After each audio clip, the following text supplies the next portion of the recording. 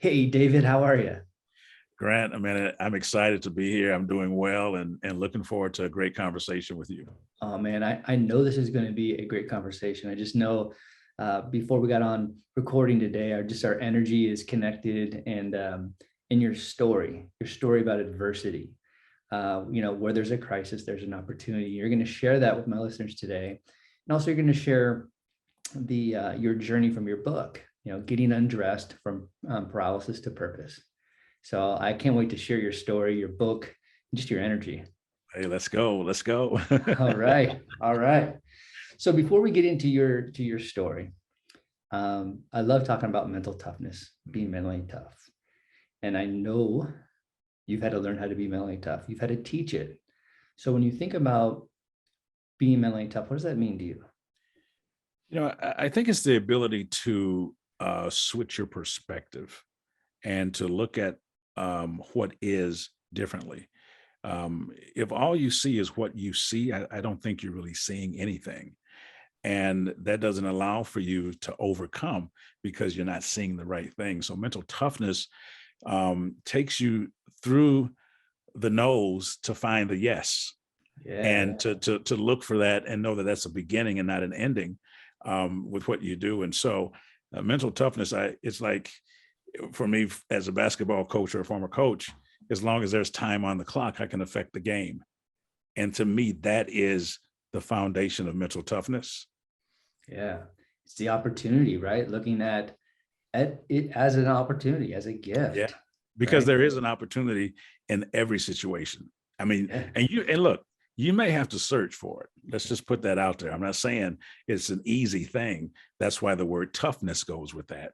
With Right. toughness, there's a lot of grit and a lot of it can be some crying and some pain, but that develops calluses. When I played wheelchair basketball, one of the things I learned early was that I had to toughen up my hands because they kept getting ripped up from the wheels on the wheelchair, and over time they develop a toughness which allowed for me to compete effectively.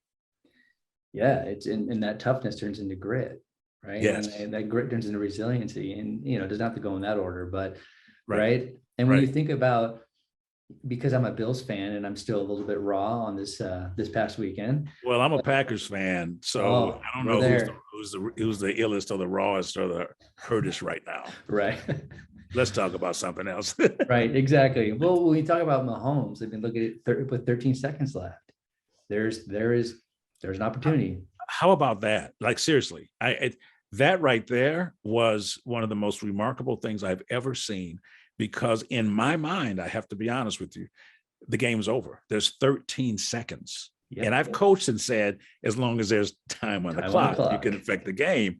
But I'm looking at that and I could not see the possibility. Yeah, me either. But they did it. They did it. And on the other side of the ball, when they did lose, when the Bills lost, the question was, hey, Josh, what do you think about the overtime rules? And he goes, I'm good with it. If we had the ball, we would be celebrating too. Like that. Absolutely. Confidence, Absolutely. And it didn't matter how chaotic that overtime was. He just knew. And so did Mahomes. He knew as well. Yes. You can't stop believing. I tell you that. The power, I talk about the one of the greatest gifts I think given to a human is the ability to believe, because that changes your perspective and that changes your performance, and you go into it based on your belief on what your outcome potentially could be. Exactly. And I think too, when you think about belief or believing, we hear this a lot about, and I know this, you being a coach for how many years that you were, years, when you're talking about culture, you want people to buy in, right? Mm-hmm. But before you buy anything, you have to believe in it first. So you have to, in that own personal belief system that you have too. So I agree with you, like believing is huge, right? The awareness of the belief itself is huge. So, and I know we're going to be probably talking more about that throughout the show. Yeah, that belief aspect everything starts with what you believe, and it shapes everything else. Because if you won't buy what you don't believe, I don't care how much I sell you that it's going to be to your benefit and all that kind of stuff. If you don't believe it, there is no buy-in. Exactly. Exactly.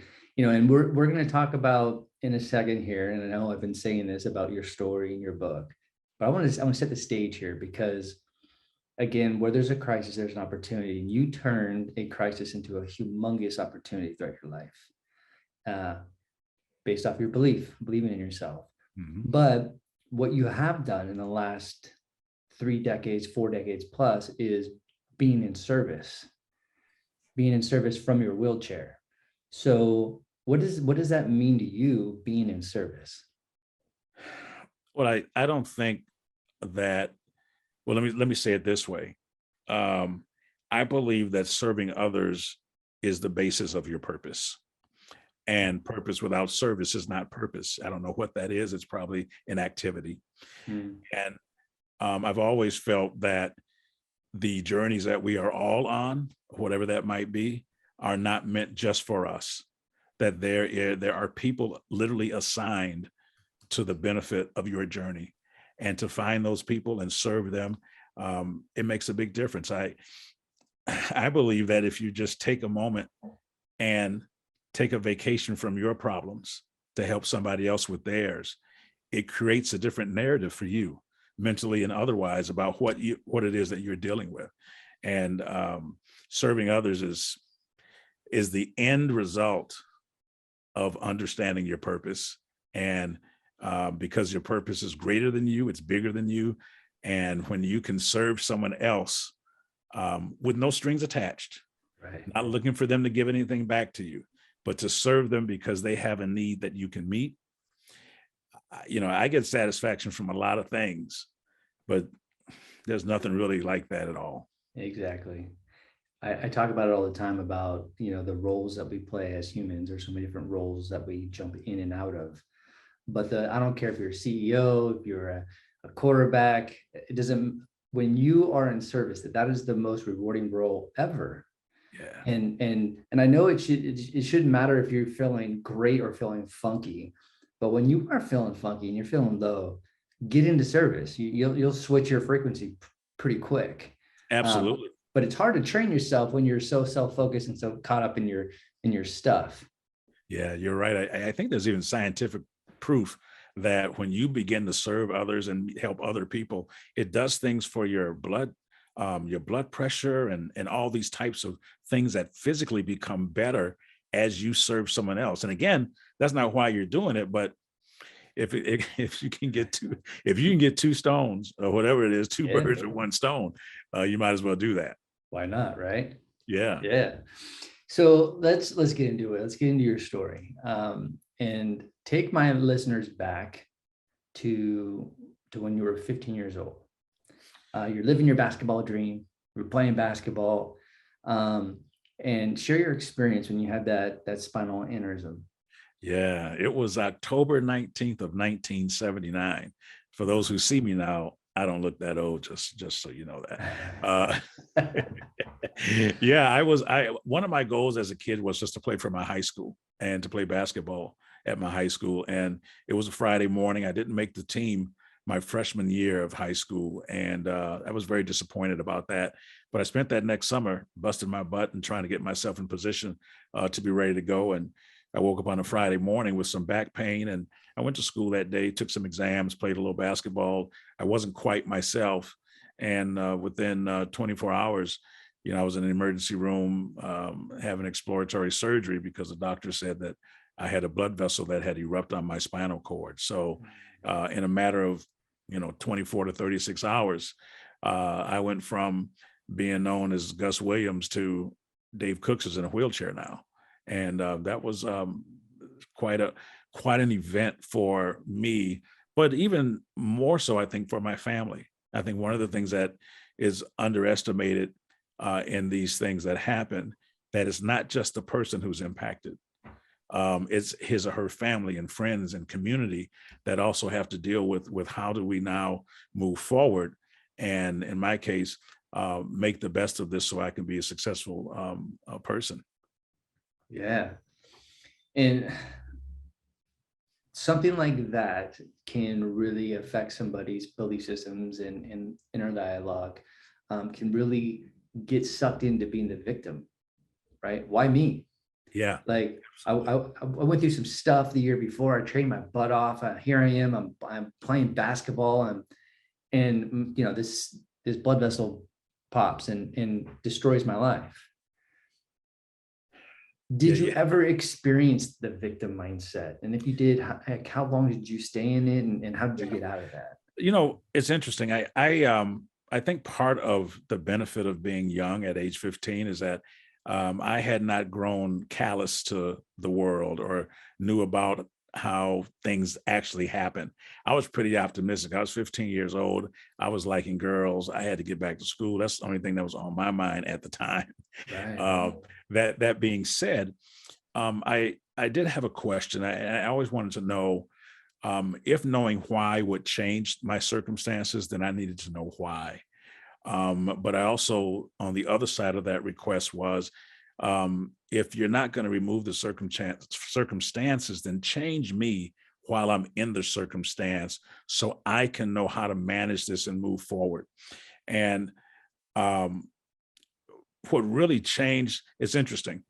The aneurysm was life changing, but meeting a guy named Tony Otters in rehab who was a quadriplegic, and I didn't know what that was. I had never seen people in wheelchairs, but I go to rehab, and my roommate had suffered a broken neck, and he was so positive, and his outlook was so great, and he was like the most upbeat guy I'd ever seen, and I was like, wow, this is amazing. So we're doing some physical therapy together, and it dawned on me that he would love to be able to do a portion of the things that I still could do.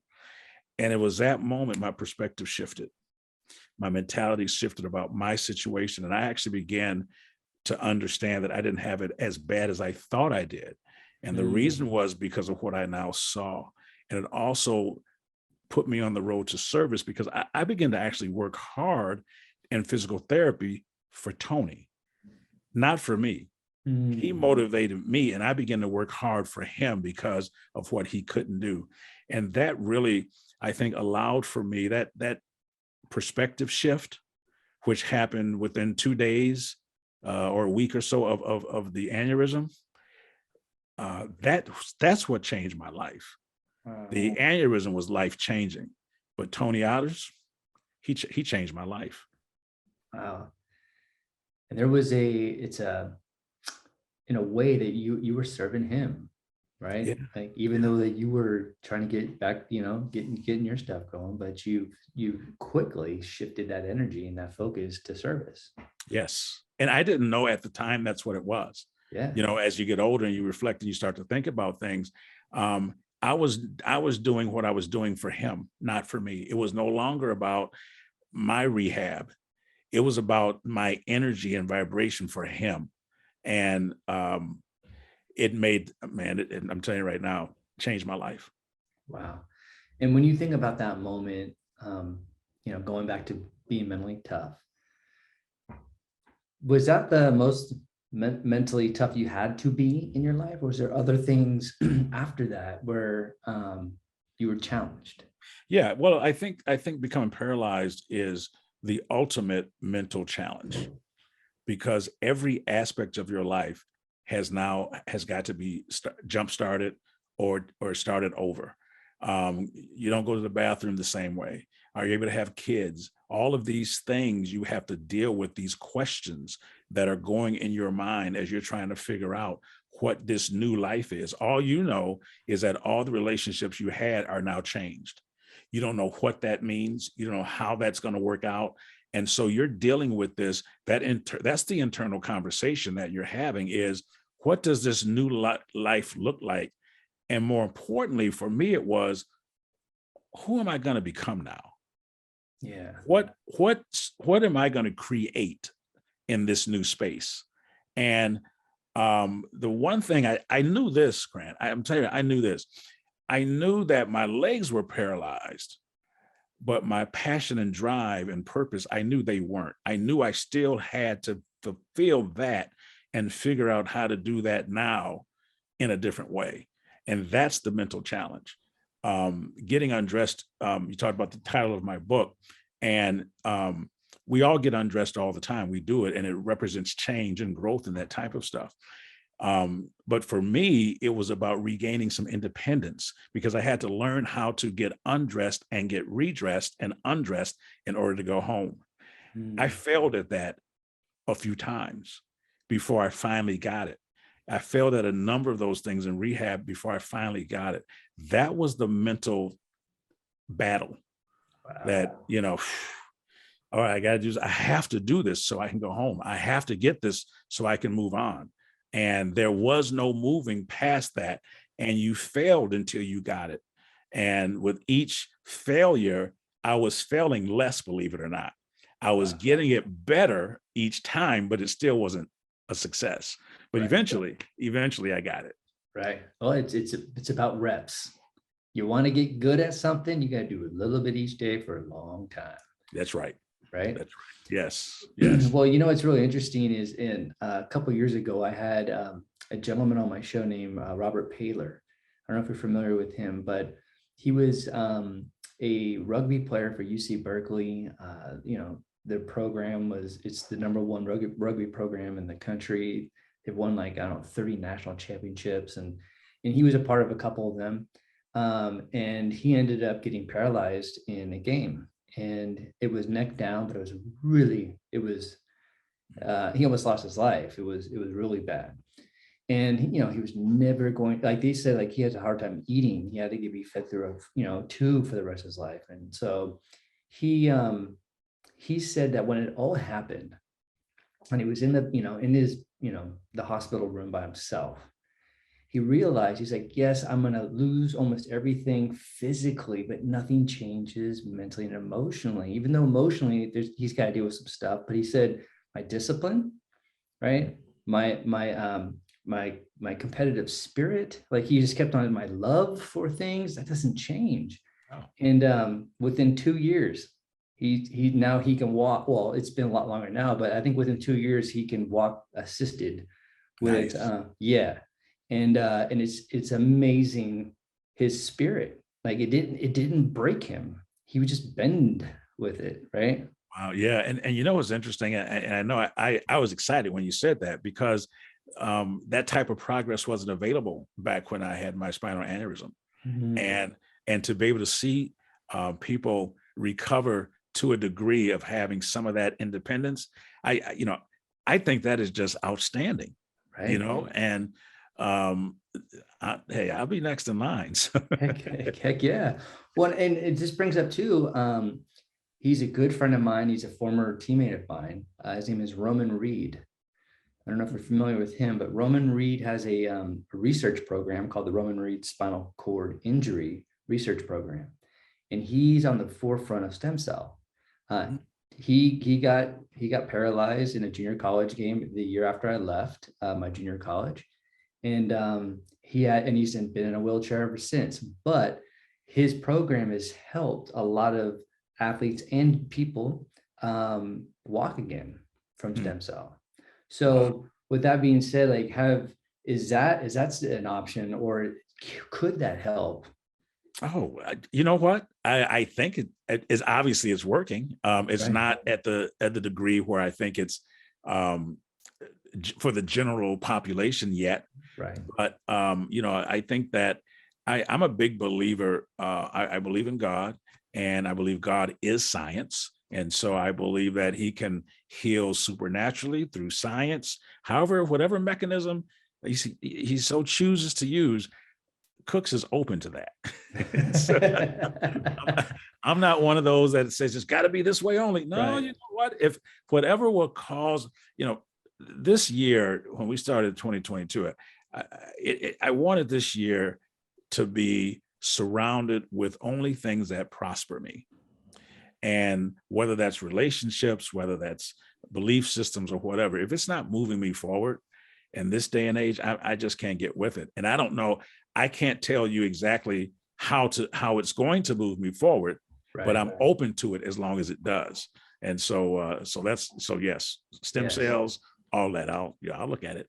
Yeah, and that's also too another angle to look at in life, which is being abundant, being open. Um, and I think that's something that I've learned later in life. I mean, I didn't even understand that word, to tell you the truth, until I had to go through my hardships and realize the power of being abundant. Yes. But you can't be abundant if you're not aware. You got it. So you have to tap into the awareness so you can be open to things. And sometimes that's a little scary, you know. Yeah. What I mean, tapping into the unknown is always scary. Always. And you're gonna either take fear or faith with you, or both of them, Yeah. when Right. you go into that. And so I think that the one thing I will say I've learned on this journey for me is I've gotten comfortable being uncomfortable and learning in uncomfortable spaces, Yeah. and growing in those spaces. And so now I'm like, oh man, I'm uncomfortable. Oh, it must be a learning opportunity. There's Yeah. something for me. And I've learned to embrace those as well. That so the unknown becomes known. And I love that. Exactly. For And I love sure. that. 100%. Well, when you talk about being uncomfortable, like with what you went through, obviously that affects the inner dialogue, right?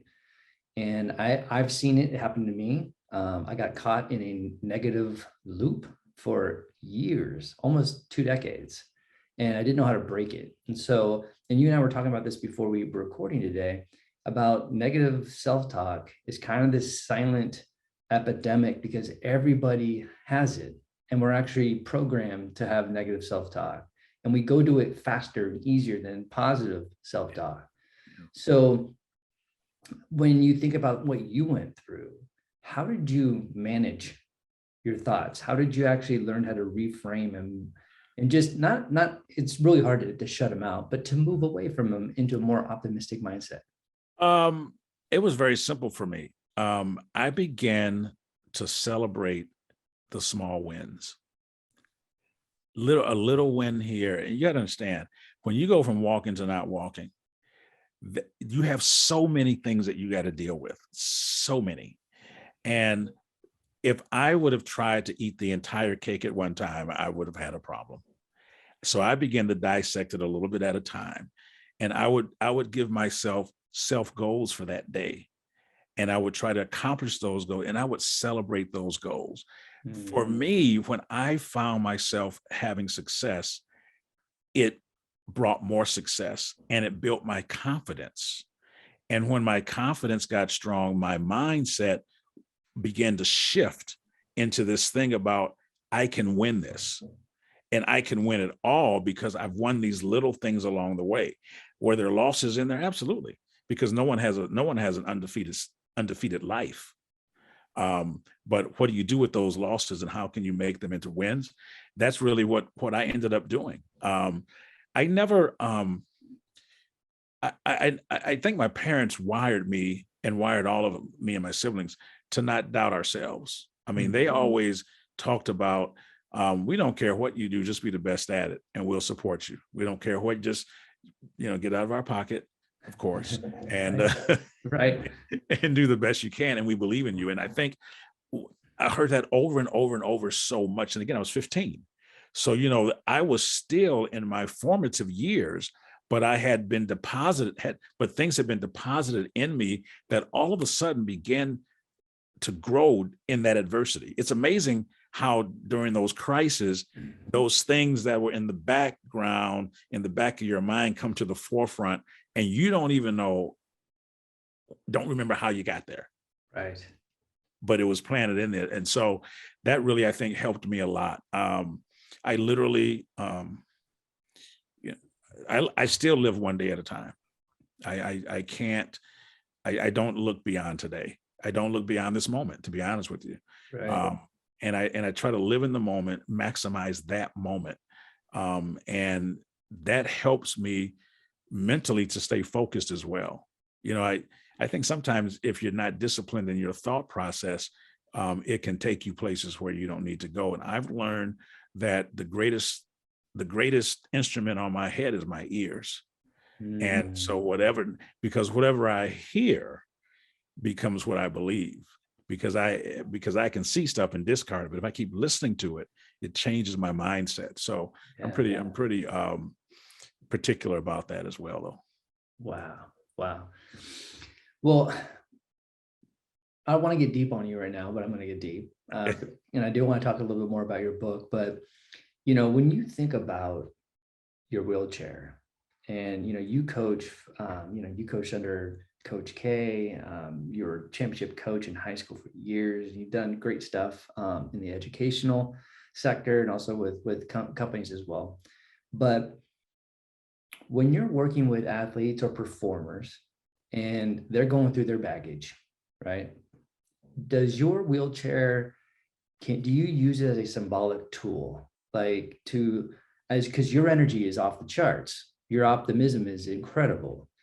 So when you're listening to people that can walk and run and do all these things, just being in service, like showing like what your greatness is from your wheelchair, do you feel that your wheelchair becomes a symbolic tool to let them realize, you know what, like my shit ain't that crazy right now, because this dude is in a wheelchair and he's got way more optimism than I do.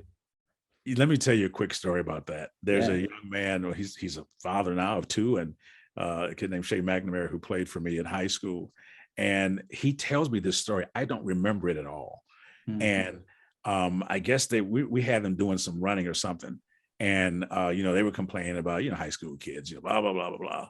And I guess I stopped and said, well, you want to be in a wheelchair? You want to run? Which one do you want to do? And he said that forever changed his life. I don't remember saying that. I'm sure I did, because, coaches in the moment, we say things. And I guess I am not that forward with it now, but what I've learned, Grant, is that people see me and forget about the wheelchair until they're reminded about it. And I've been graced to make this thing look easy and to be positive. But there are days I don't feel like doing this. And I make that very clear, whether I'm giving a corporate speech or doing life coaching or whatever. So it's a reality. I don't say that it's not real. It just doesn't have the right to rule my life like that. And so people see that. And I believe that sometimes I forget. I don't ever forget I'm in a wheelchair, but I forget that it's important for other people to recognize that I'm in it. You know what I mean? Yeah. And so, but it does have an impact, because it's not necessarily the wheelchair that's important. It's the journey that people then relate back to the wheelchair and say, oh my God, that's crazy. You were able to accomplish this and that and do that. And you've got this impediment with you all the time. That's when it becomes a tool that gives people perspective. And hopefully then it causes them to look at their circumstances differently than they did before, in a positive manner, I hope. Yeah, 100%. Well, and you talked about those bad days. We all have them. And I'm going to bring up Robert Paler again, because I remember when I asked him, I'm like, how, especially with rehab, I'm like, how do you deal with the bad days?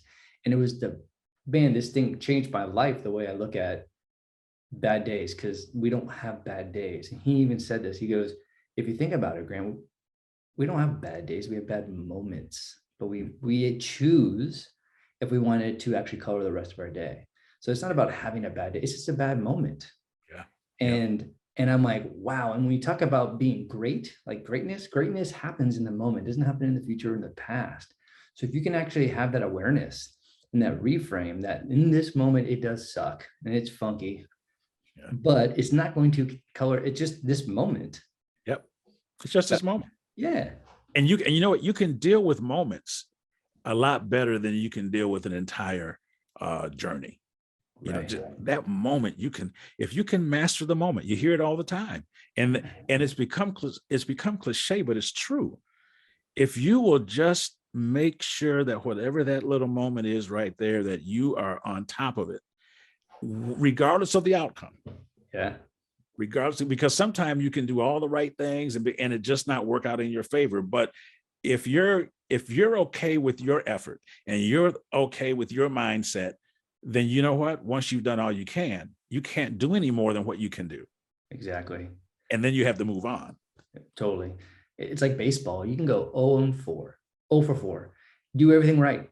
The only thing you can do, control, is make contact. You don't know where the ball's going to go after that. You can kind of influence it with your swing, but you can do everything right and still go 0 for 4. Yeah. But you did everything right. Yeah. Right. Yeah. And there is a certain amount of confidence, benefit, whatever the right word is, when you know you did everything right. I mean, could you imagine living like that? Just knowing that you did everything right. You did everything you could. You did everything you could. And that's, man, that's a great way to live right there. Right? Exactly. Being present. I love it. So let's get in your book and we'll get into your experience with, because I'm a little curious with, because I think Coach K is just remarkable, period. But there's so much more than that to your story. But like, let's talk about your book. What I can kind of get the feel of why you wrote this, but from your own words, your own perspective, like, what was your goal of writing this? What was the motivation? I really wanted to, it was time for me to share this story with the world, to try to impact some people's lives. I hadn't talked about it for years, even when I was at the high school, and there were people there who had no idea what happened to me and everything, and because I didn't talk about it, because I didn't feel it was that important. But then as I began to think about things, I said, you know what? There are parts of your journey that can change somebody's life. And I wrote the book to hopefully encourage one person that they could make it, that they could overcome, and that they could create opportunity from obstacles. And that's really why I wrote the book. I wasn't looking to write a book. I was looking to speak full time. That's what I looked to do when I stopped teaching and coaching. The book was not the first thing I wanted to do. And when I found myself on the road of purpose, but out of order on that road, I sat down and wrote that book. And on the other side of that book, man, that sense of satisfaction was crazy. I was like, I have a book. Right. Like, I'm an author. That's kind of weird. I'm an author. But it's cool. So yeah, it really was. And I remember right after I wrote the book, I had gotten some email. I got an email from this one lady, and who had for 35 years tried to stop smoking. And she said after she read the book, that was it. No more smoking for her. And I was like, what? And so I met with her because I wanted to see if this was real. Yeah. And I met with her for breakfast one day, and sure, she was like, look, after I read this, I had no excuse. And I stopped after 35 years of 2 packs a day. I didn't have to, in my mind, I didn't need to sell another book. That's how powerful that thing was to me. Isn't that crazy? That's amazing. That's crazy. It's amazing. I love it. It's the power of sharing our story. It's not keeping it to ourselves, you know? I believe it's the most powerful thing we have.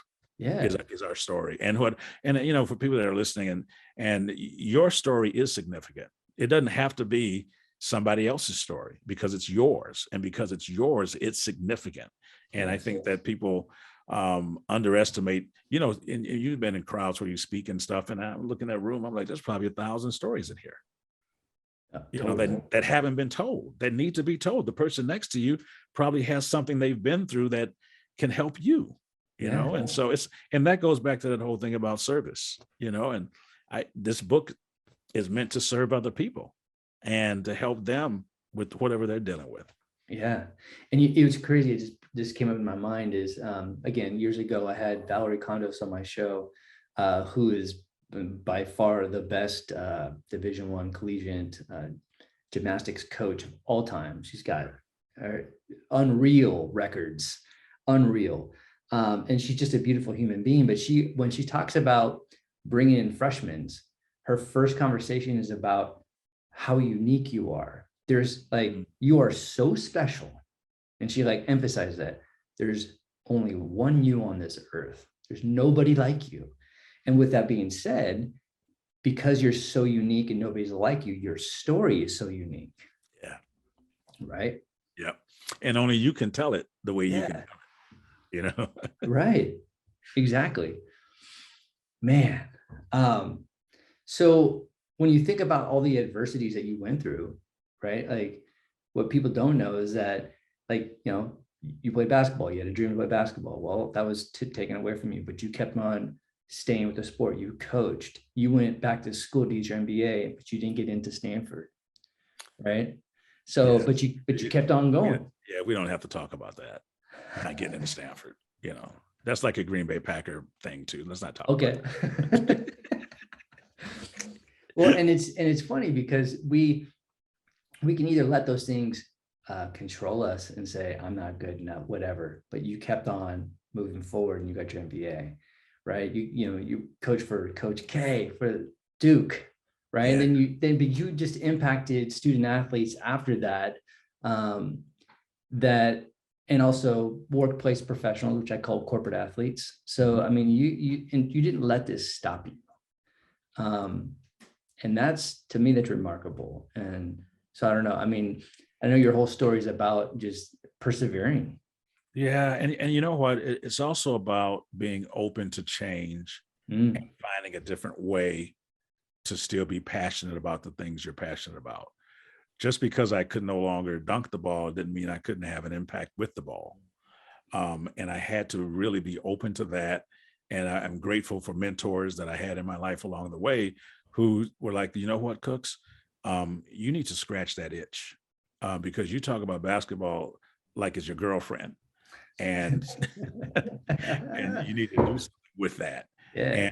And thankfully, I was introduced to wheelchair basketball in college, and had got involved in some coaching prior to that, and it.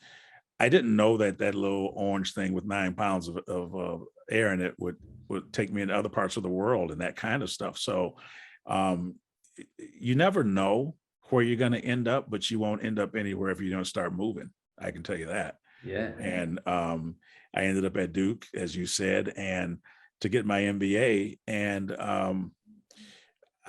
what did I have to lose? I didn't know Coach K or anybody, Tommy Amaker, Mike Bray, none of those guys. I didn't know them. And so why not go and see if I can help out? Why not be a part of it while I'm getting my MBA? They can say no, and Yeah. I'm still getting my MBA, and I'm still going to the ball games to watch. Right. So you throw it out there. And I did believe that I had something to give and something to contribute. And that's what drove me to continue my attempts to meet with Coach. It took me 4 times before I finally met him. And then, the rest is history. And it kind of changed the trajectory of my basketball career and notoriety. And it's interesting. I was speaking to someone the other day, and I can tell I've been at this a while because a lot of the new guard I don't know anymore. All those guys with Coach K and all those guys in that generation were part of who I, grew up under, so to speak. And which is great. I mean, I wouldn't trade it for anything in the world. Wow. Real quick here before we sign off, and I have another question or two, but what was maybe the most special moment that you experienced with Coach K, or maybe the thing that you learned the most from him? I think there's 2 things. One, the thing that I learned the most was the importance of having the skill of connecting to people and what that means. I think we underestimate connectivity and the gift that is, because that's not something you can go to school and learn. Right. I thought and I still believe what separates him from some of the other guys who are great coaches is his ability to know what button it is to push for each of his players. He takes the time to develop that kind of relationship so that he doesn't have a blanket coaching. He has a personal coaching. Yeah. That was amazing to me. And I understood as I watched over time, while with the Olympics and everything else, why all these great players love to play for him, because he took an interest in them personally, not just in what they could do on the court, but off the court. And I think for me on a personal level was when I got my degree and we were leaving and we had a end of the year banquet, and I didn't think he was going to mention me at all. Oh, wow. And he talked about me, about being a part-time coach, part-time psychiatrist, part-time tutor, and how I went from filling up water bottles to actually being involved with every aspect of the program. And that was very special to me because I didn't know that he was paying attention like that initially. And then, he created it, that those initial things created other opportunities for me. And that was special. from there. Yeah. I mean, there are a lot of other things, but that comes to Oh, mind. I bet. Well, the great ones pay attention, right? Yeah, yeah. And they do, and they do really creative and special things. And I know, again, this is not about my book, but there is when we're talking about Coach K, there is a story that I bring up about Shane Battier when he, calls him up out of nowhere after he lost, you know, I forget the two or three players that were very, predominant in the program that took him to the championship, but they left to go to the NBA, and he calls him up and says, are you familiar with the story at all? Yeah, yeah, yeah. Oh, yeah, yeah. Oh yeah. And so calls him up, and and to pretty much just really quick, like, have you thought about being the best player in Division I basketball? And then Shane starts to like, well, and just hangs up on him. And then calls him back again, asks him the question, hangs up 3 or 4 times in a row, and gets him to really think about it. What's it going to take for me to be the best? Because I need you to be the best player in Division I basketball. And that's creative. Well, and leaders are visionaries, and they can see what you can't see sometimes. And same thing, and coaches, leaders, I put them all in the same category, the good ones anyway. And I think that we all need a coach in our life at some Yeah. point, because we have blind spots that we can't see. And they're able to really, find those things for us. And he stuck with that. He could have just went to somebody else and said, he's not listening. Oh no, but he kept calling back. Yeah. Kept on calling back. Wow. That's awesome. Well, real quick here before, I love talking, or I like asking the question about reflection, because I think that's where we gain our wisdom, when we reflect. When you think about your whole career as a coach, educator, keynote speaker, author now, what do you think you learned the most about yourself?